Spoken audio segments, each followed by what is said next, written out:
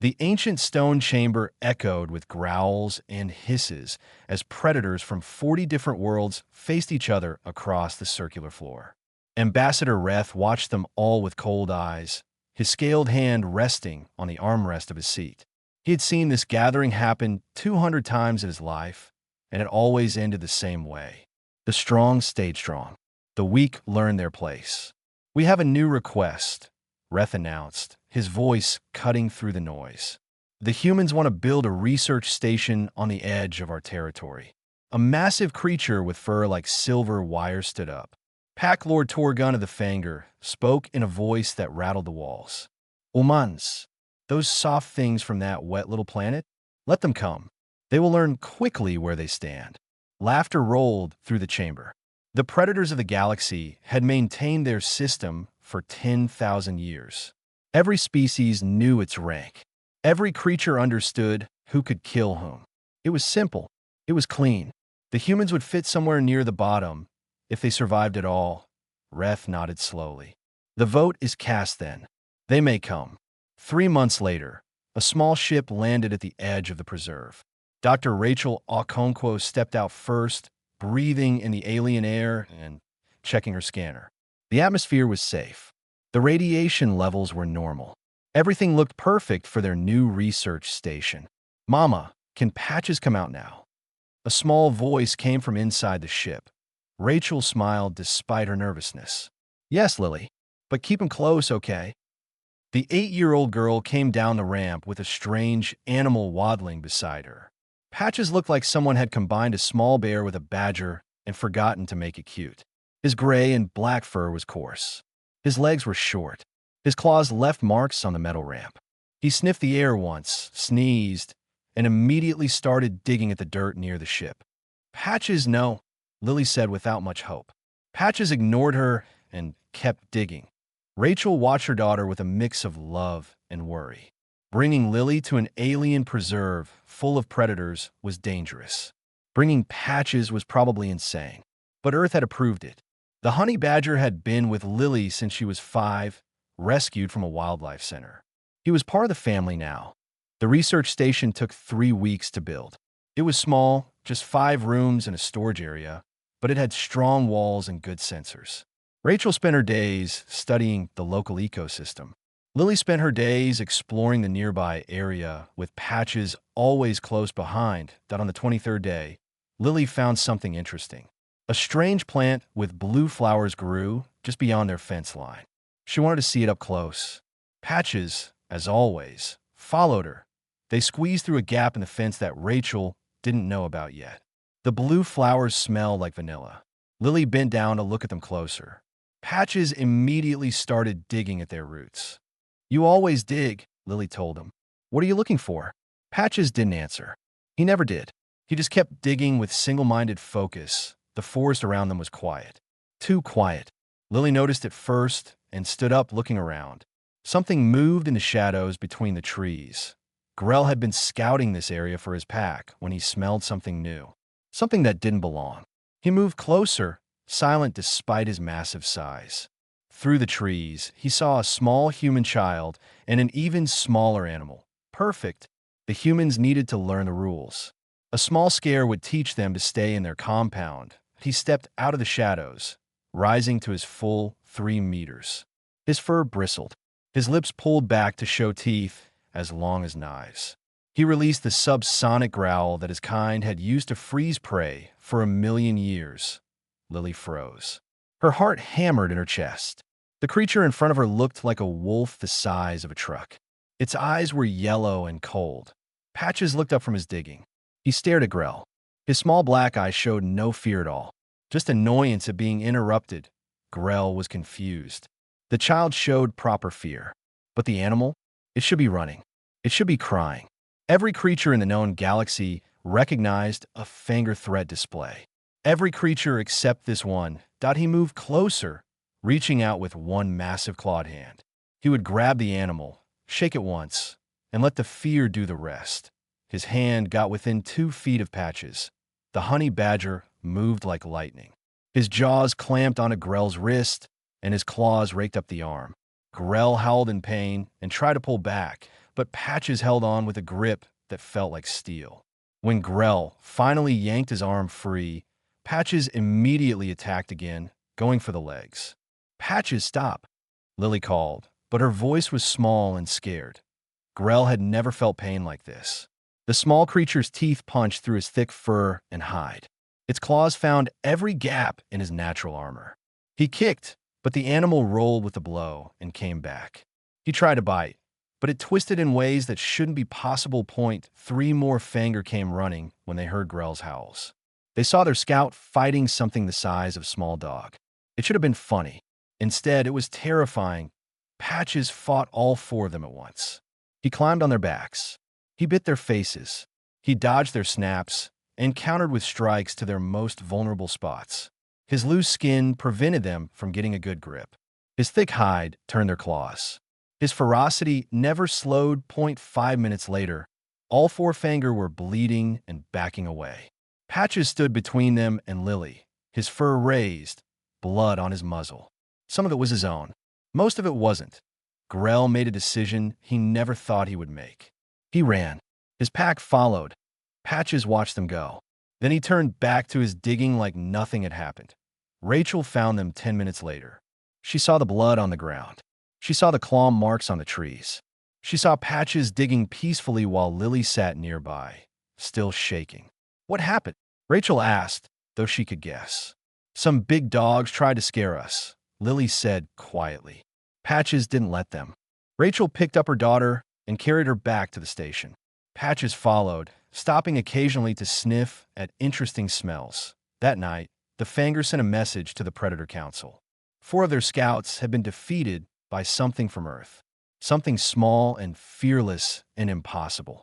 The Council didn't believe them at first, but they sent observers anyway. They needed to see this creature for themselves.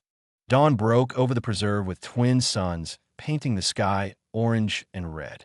High above the human research station, 3 shapes circled on thermal currents. Scree adjusted her wings and studied the ground below with eyes that could spot a mouse from 2 kilometers up. The Talon flight were masters of the sky. For 6,000 years, no ground predator had ever challenged their supremacy.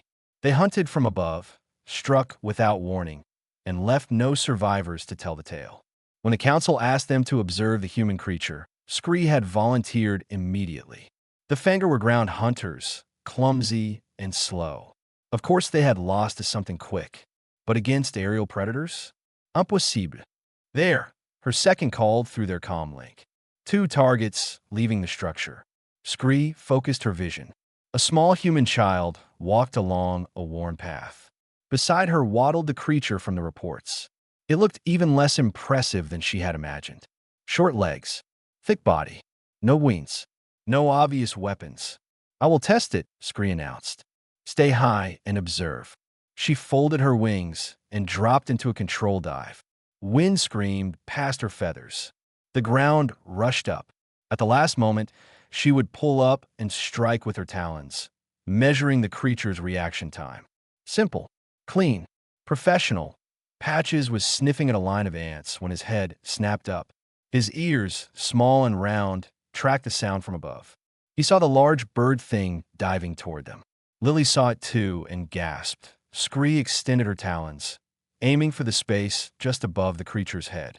She would miss by inches, just enough to terrify, but not harm. The Fanger had reported that this animal attacked when threatened. She wanted to see that for herself. 3 meters from the ground, Scree began her pull-up. Her wings spread wide to catch the air. Patches jumped. Honey badgers can leap nearly their own body length vertically when attacking beehives. Patches cleared 4 feet straight up. His jaws closed on Scree's left leg, just above the talon. His weight, small as it was, pulled her trajectory off by critical inches. They hit the ground together in a tangle of feathers and fur. Scree tried to spread her wings, but the ground gave her no room. Her species ruled the sky, but on the earth she was clumsy and vulnerable. She kicked with her free leg, but Patches had already shifted position, climbing onto her back. "Help her!" The second Talon flight dove, talons extended. Patches released Scree's leg and met the new attack head-on. He twisted in midair, grabbed the incoming talons in his jaws and bit down hard. The second Talon flight screamed and pulled away, blood streaming from her feet. The third Talon flight hesitated. This wasn't hunting. This was survival. She dove anyway, loyalty overriding fear. Patches fought all three on the ground where their greatest advantage meant nothing. He went for wings, knowing instinctively that damaged wings meant no escape. He targeted the thin bones in their legs. His claws raked across their faces. Every bite was precise. Every movement was efficient. Scream managed to get airborne first, her left leg hanging useless. The other two followed, their wings beating desperately for altitude. From the safety of the sky, they looked down at the small creature standing over their spilled blood. Patches sat down and began grooming himself, licking the blood from his fur. Lily ran to him, tears on her face. "Are you okay? Are you hurt?" Rachel burst out of the research station, medical scanner in hand. She ran the device over Patches, checking for injuries. Scratches, minor cuts, nothing serious. The honey badger sat patiently while she worked, occasionally trying to lick the scanner. "What were those things?" Lily asked. "Talon flight," Rachel said quietly. "Apex predators. Undefeated hunters." She looked at Patches with new understanding. Until today. The report from Scree reached the Predator Council within hours. The chamber exploded into argument the moment Reth finished reading it aloud. "Impossible," Pack Lord Torgun snarled. "The Talon flight are exaggerating to excuse the Fanger failures." "We do not exaggerate," Scree said coldly. She stood before the council with her leg in a medical brace. "Three of us attacked one small creature. We all fled. It has no fear. None. It doesn't recognize predator displays. It doesn't submit to superior size or numbers. It simply attacks anything that threatens it. Then it must be removed." A voice hissed from the shadows. Chicks of the Venom cast step forward. "The humans have brought a weapon to the preserve. This violates our agreements." Reth considered this. The humans claim it is merely a companion animal from their world. A pet. A pet. Torgun laughed bitterly. This pet defeated 4 Fanger and 3 Talon flight. What kind of world creates such pets? Rachel watched the council transmission from her office. They were talking about Patches like he was a monster. She pulled up her data on honey badgers, information she should have reviewed more carefully before coming here. Honey badgers fear nothing. They attack lions. They steal kills from leopards. They dig through concrete. They survive venom from cobras and puff adders. They are pound for pound the most fearless and aggressive creatures on Earth. And Earth, she realized with growing horror, was a death world by galactic standards. Higher gravity, more oxygen, more aggressive predators, more deadly diseases, more of everything that made survival hard. Patches wasn't a monster. He was just a normal honey badger. The galaxy had never encountered anything like normal Earth animals before. "Dr. Okonkwo," Reth's voice came through her comm. "The council has made a decision. Your creature will face judgment in the sacred trials. If it can defeat our chosen champion, humanity will be granted full status in the preserve. If it loses, you must leave and the creature will be destroyed." Rachel felt ice in her stomach. "We can't refuse." "You can. But then we will consider the creature a rogue weapon and act accordingly." Reth paused. "I'm sorry. The old ones fear what they don't understand." The transmission ended. Rachel walked outside where Lily sat with Patches in her lap. The honey badger was asleep, snoring softly. He looked peaceful, innocent, like any pet. "Mama." Lily looked up. "What's wrong?" Rachel knelt beside her daughter. "How do you explain to an 8-year-old that her best friend has to fight for his life? That the galaxy wants him dead because he's too brave? Patches has to prove he's not dangerous," Rachel said carefully. Lily frowned. "But he's not dangerous. He only fights when people try to hurt us." "I know, sweetie, but they don't know that." "Then we'll show them," Lily said with the absolute certainty of childhood. She hugged Patches closer. The honey badger opened one eye, sneezed, and went back to sleep. In the council chamber, Reth announced their champion. Draknor, undefeated in 200 trials, accepted with a cruel smile. He would enjoy crushing this earth creature. The fight was scheduled for 3 days. Night fell on a research station, but Rachel couldn't sleep. Through her window, she watched Patches digging another hole in the garden, working by moonlight like he had nothing more important to do than excavate dirt. In 3 days, he would fight a creature that had killed hundreds of opponents. He didn't know. He didn't care. Maybe that was his advantage. The Sacred Trials arena filled quickly on the day of the fight. Beings from 100 worlds crowded into seats carved from black stone. Betting pools ran through the crowd. Most gave Patches 30 seconds before Draknor killed him. Rachel and Lily sat in the human section, isolated from the rest of the crowd. Rachel held Lily's hand so tight her fingers hurt. Lily just watched the arena floor with calm eyes. "Patches will be okay," the girl said quietly. "How do you know?" Rachel asked. "Because he's Patches. He's always okay." Down in the preparation chamber, Patches sniffed at the walls and tried to dig through the stone floor. The handlers who were supposed to prepare him for battle just watched in confusion. How do you prepare an animal that doesn't understand the concept of a fight? The arena announcer's voice boomed across the crowd. "The challenger from Earth." The creature called Patches. A door opened.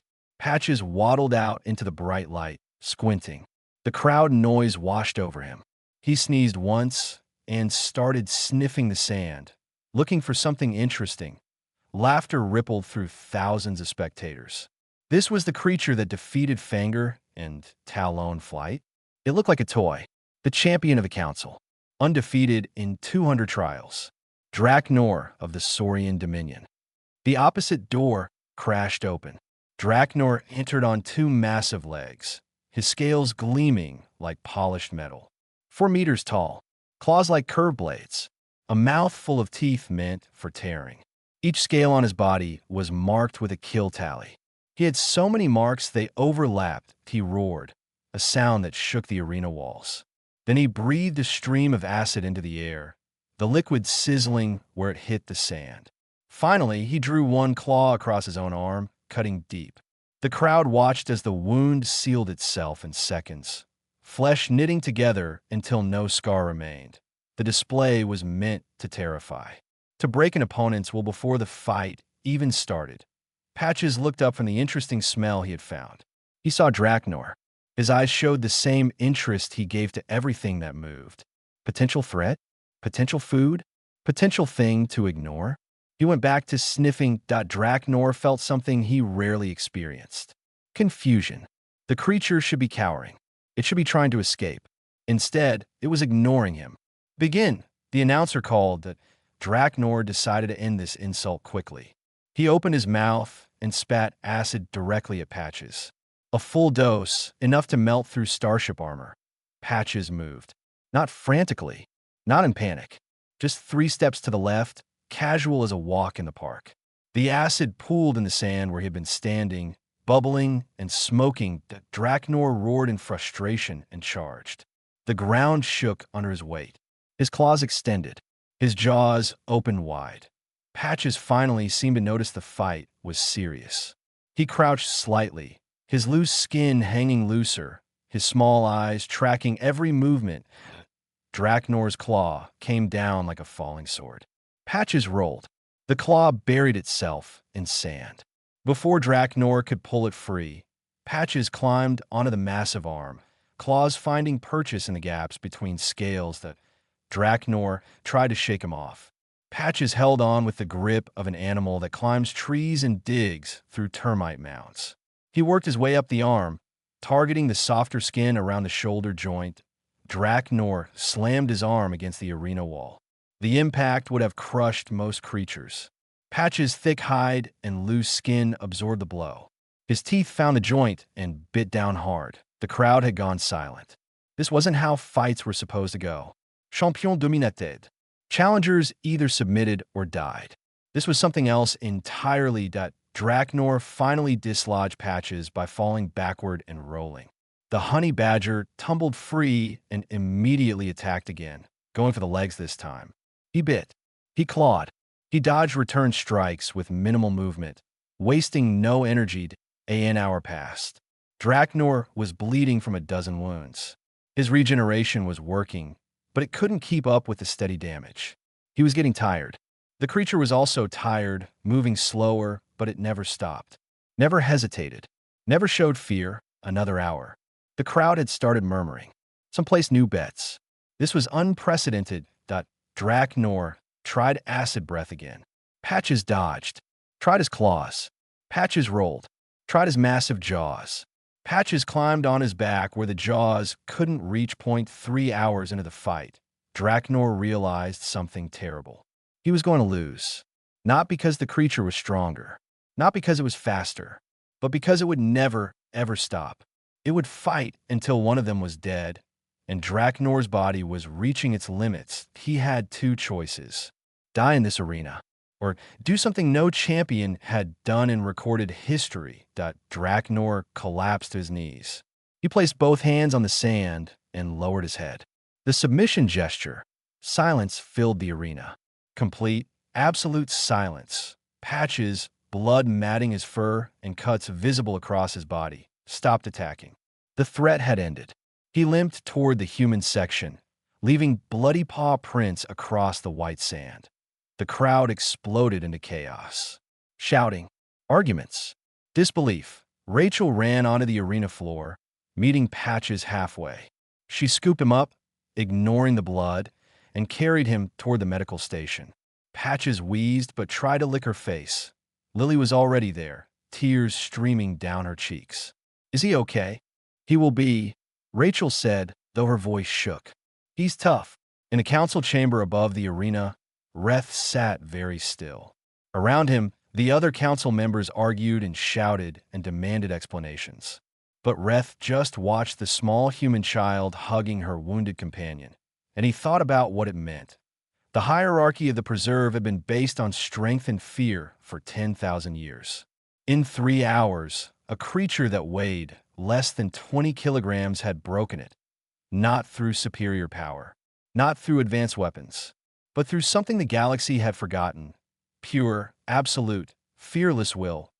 Pack Lord Torgun approached Reth's seat, his voice low.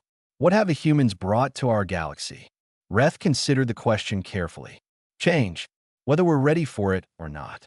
Patches slept for 2 days after the fight. The medical scanners showed broken ribs, deep cuts, muscle damage, and internal bruising. Any normal creature would have been in agony.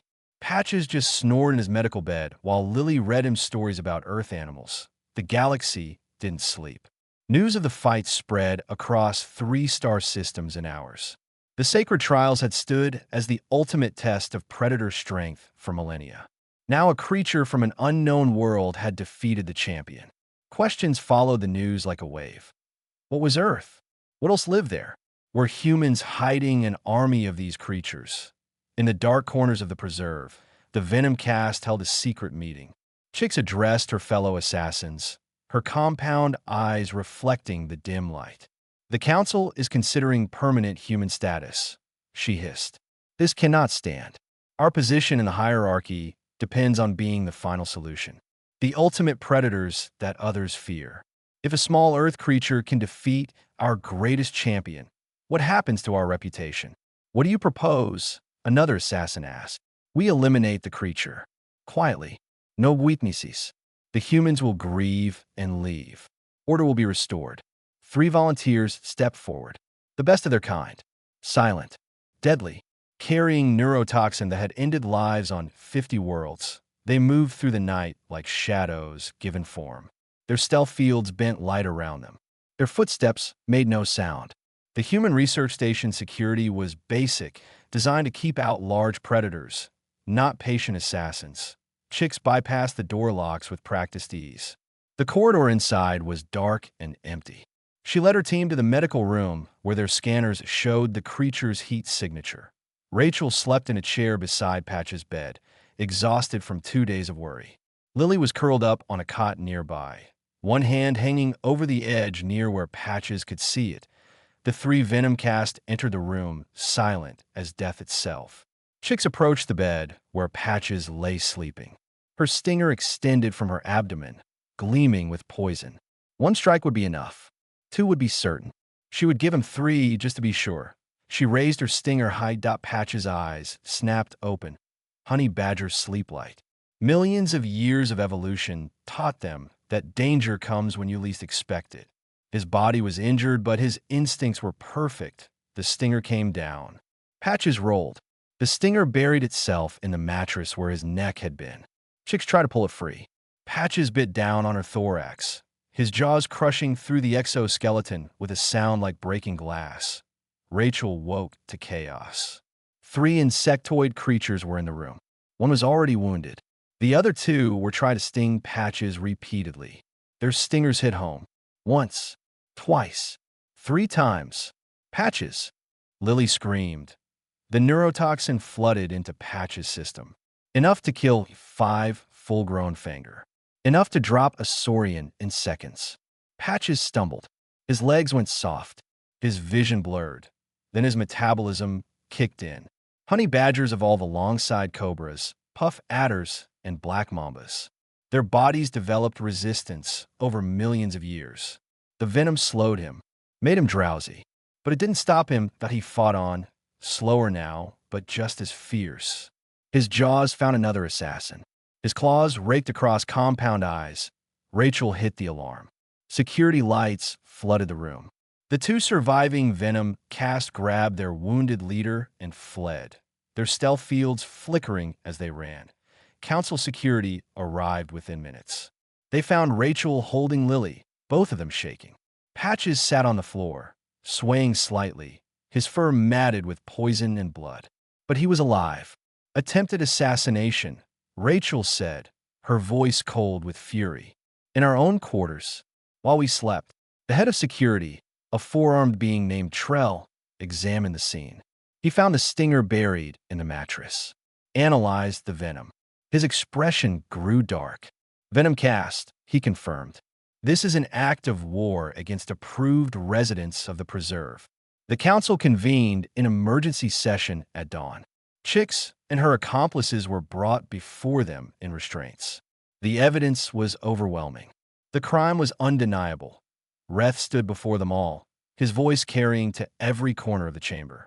For 10,000 years, we have maintained order through strength. But this, he gestured at the captured assassins.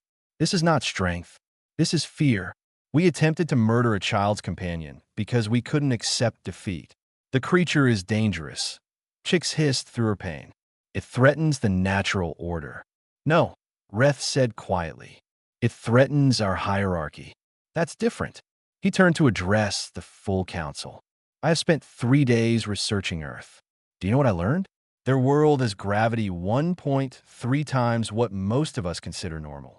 Their atmosphere has oxygen levels that would be toxic to half the species here. They evolved alongside creatures that make our predators look gentle. He pulled up images.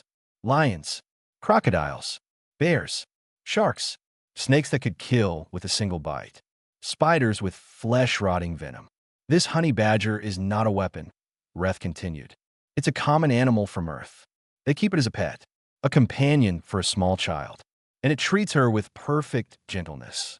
The council members looked at each other. The implications were staggering.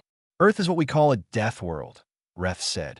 Humanity evolved in conditions that would kill most of us. They didn't conquer their planet through fear. They survived it through adaptation. And then they learned to live alongside their predators. They bonded with them. Pack Lord Torgun spoke up. What are you suggesting? I'm suggesting we have been doing this wrong for 10,000 years, Reth said. We rule through fear because that's all we know. Humans offer something different. A chance to learn cooperation instead of domination. Pretty words, Chix spat.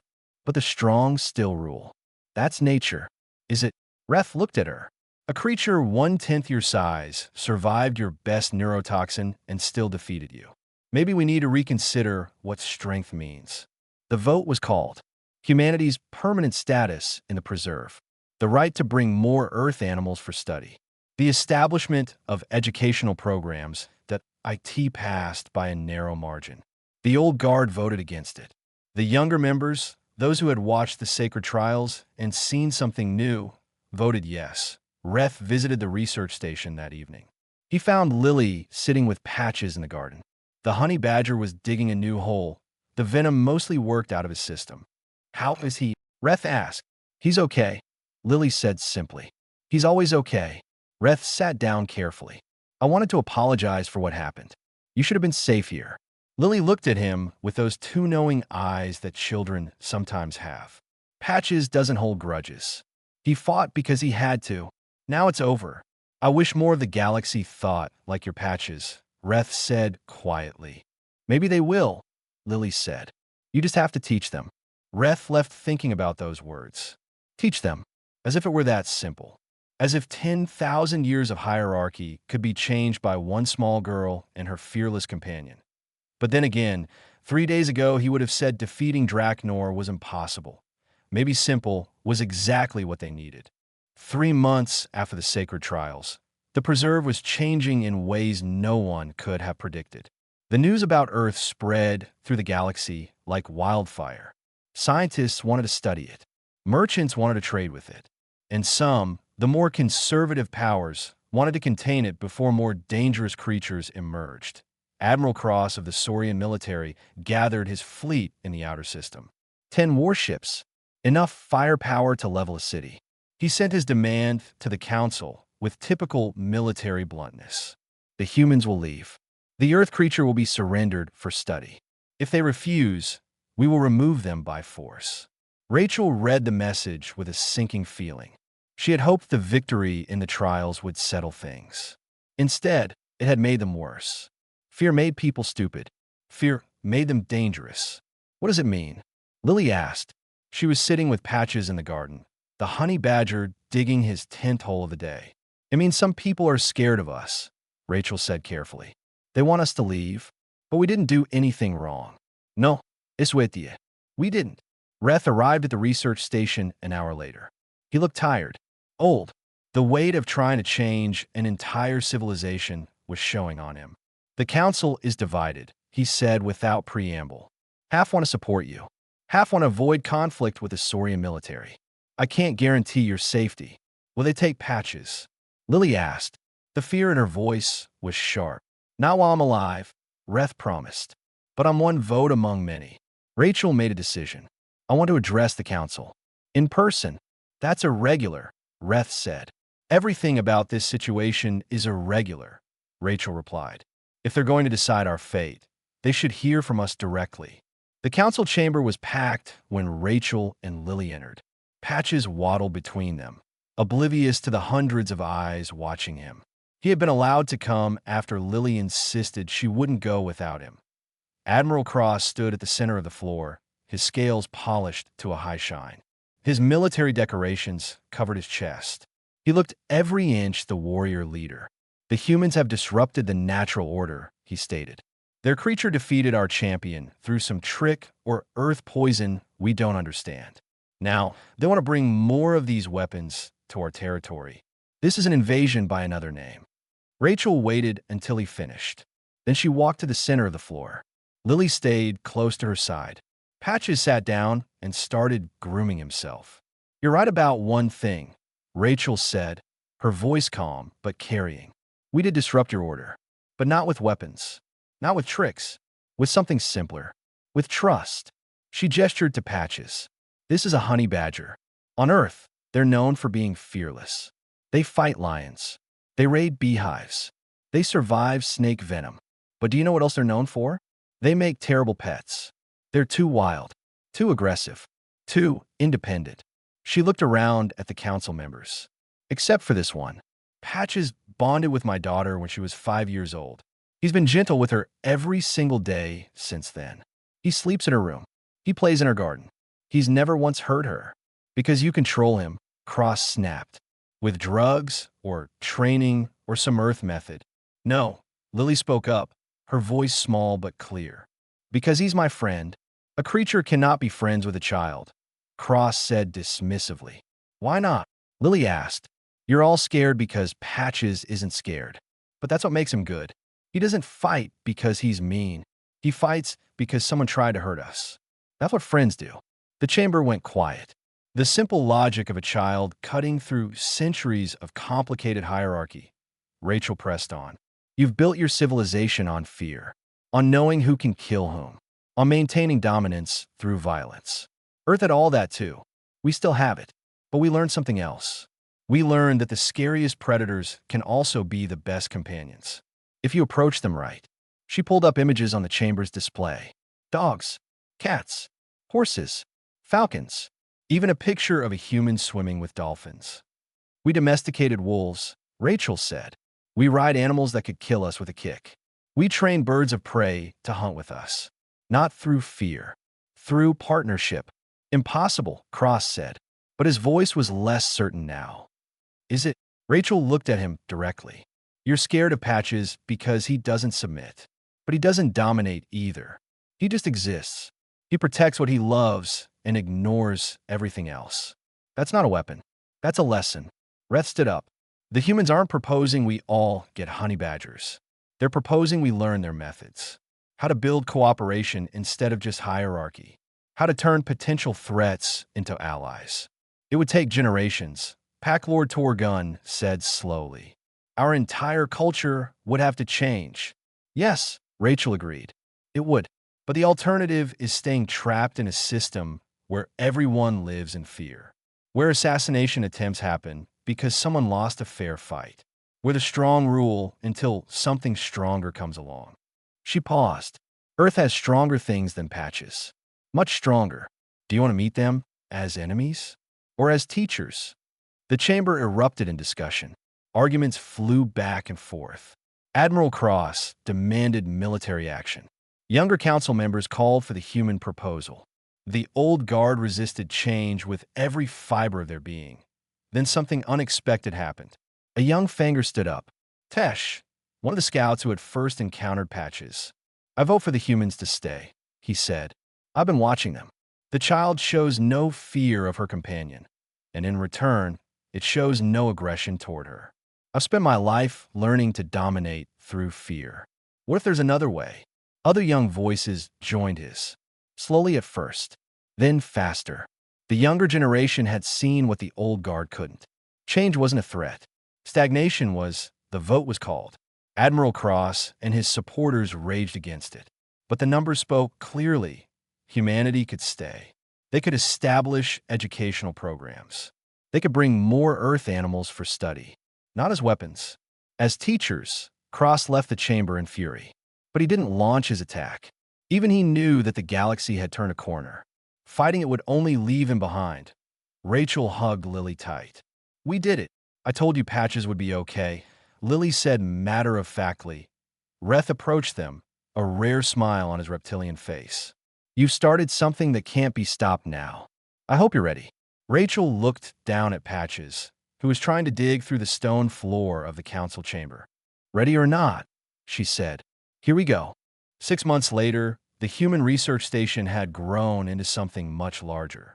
3 new buildings stood around the original structure. A teaching facility, a medical research center, and an animal introduction compound where creatures from Earth could be safely studied. Rachel stood at the window of her office watching Lily in the outdoor area below. A young Fanger sat nervously beside her, watching as Patches dug yet another hole. The Fanger's parents watched from a distance, ready to intervene if needed. Can I pet him? The young Fanger asked. You can try, Lily said with the wisdom of someone who had lived with Patches for years. But he's digging right now. He doesn't like being interrupted when he's digging. The Fanger carefully extended one clawed hand and touched Patches' back. The honey badger paused, looked up with his small black eyes, assessed no threat, and went back to digging. The Fanger's face split in something like a smile. He's warm, the young one said in wonder. He's always warm, Lily agreed. And he snores really loud when he sleeps. Rachel smiled at the scene. This was what they had fought for. Not conquest, not domination, just the simple act of a child learning that predators didn't have to be enemies. Reth entered her office without knocking, a habit he had developed over the months. The first Earth transport will arrive tomorrow, he said. Are you ready? As ready as we'll ever be, Rachel replied. What do they send? According to the manifest, 3 dogs, 2 cats, and something called a goose. Rachel laughed. Oh, the galaxy isn't ready for a goose. Is it dangerous? Only to people who annoy it. but it's also fiercely protective and surprisingly intelligent. Good for teaching boundaries. Reth nodded. The concepts that seemed simple to humans were revolutionary to the galaxy. Boundaries, trust, cooperation. The old hierarchy had been black and white. You were predator or prey, strong or weak. The humans offered shades of gray. How are the sacred trials reforms coming? Rachel asked. Slowly, we've added new categories beyond combat. Problem solving, cooperation challenges, empathy tests. The old champions hated. Reth's face showed something like amusement. Draknor actually volunteered to help design the new system. Says losing to Patches taught him more than 200 victories. That's progress. It's revolution, Reth corrected. And revolutions make people nervous. As if summoning trouble with his words, an alarm sounded. Security breach at the northern perimeter. Rachel and Reth ran for the door. They found Admiral Cross standing just outside the fence line. He wasn't armed, wasn't threatening, just standing there, watching the compound. I came to see for myself, Cross said when they approached, to understand what I'm so afraid of. You're afraid of change, Rachel said quietly. Same as everyone. Perhaps. Cross looked past them to where Lily and the young Fanger were now, playing with Patches, the honey badger tolerating their attention with patient indifference. I spent my life learning to be strong, to make others fear me. Then a creature 1/10 my size defeats our greatest champion. It makes me question everything. Good, Reth said. Questions lead to growth. Or chaos, Cross replied. But his heart wasn't in the argument anymore. Lily noticed them and waved. Do you want to meet Patches? She called across. The Admiral, veteran of 100 battles, looked genuinely uncertain. Is it safe? Patches is always safe if you're nice, Lily said with absolute confidence. Cross approached slowly. The young Fanger backed away, instincts still warning of danger. But Lily just smiled and gestured for Cross to sit down. Put your hand out flat, she instructed. Let him smell you. Cross, feeling ridiculous but committed now, extended his clawed hand palm up. Patches sniffed it once, sneezed on it, and went back to digging. He likes you, Lily declared. How can you tell? Cross asked. He didn't bite you.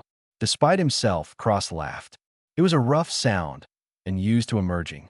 That's the measurement? Not biting. With Patches, yes. The Admiral sat there for a long moment, watching the small creature dig. My entire military doctrine is based on threat assessment and response. I was taught that anything fearless is dangerous. But this animal isn't dangerous because it's fearless. It's dangerous when threatened. That's different. That's exactly different, Rachel said, joining them. Patches doesn't attack because he can. He attacks because he has to. Remove the threat, and he's just a honey badger who likes digging holes. Over the next months, more species sent their young to learn from the Earth animals. The teaching programs expanded. Some students bonded with dogs, learning loyalty. Some worked with cats, learning independence. The goose, as predicted, taught everyone about boundaries the hard way. The sacred trials were restructured completely. Combat was still part of it, but so were cooperation challenges. Species that had been enemies for centuries began working together to solve problems. It was messy. It was slow, but it was happening. Lily turned 9 years old. Her birthday party was attended by young beings from 15 different species. Patches tolerated the attention, accepted treats from everyone, and eventually fell asleep in the middle of the celebration. Rachel found Reth watching from the doorway, a thoughtful expression on his face. You're thinking about the future, she said. I'm thinking about how one small girl and her impossible pet changed everything, Reth replied. The old ones still resist. Some will never accept it. But the young, he gestured to the party. They're learning a different way. In a generation, maybe two, the galaxy will be unrecognizable. Is that good or bad? Rachel asked. It's necessary, Reth said. We were trapped in our hierarchy, trapped by our own fear. Your daughter and Patches broke the cage. Now, we have to learn to fly. That night, after the party ended and the guests had left, Lily sat with Patches in the garden under alien stars. Rachel joined them, wrapping a blanket around her daughter's shoulders. Mama, Lily asked, did we really change the galaxy? Rachel considered the question carefully. We show them something different. What they do with it is up to them. But patches helped, right? Patches helped a lot, Rachel agreed. By just being patches. The honey badger, half asleep in Lily's lap, snored softly. He didn't care about galaxies or revolutions or changing civilizations.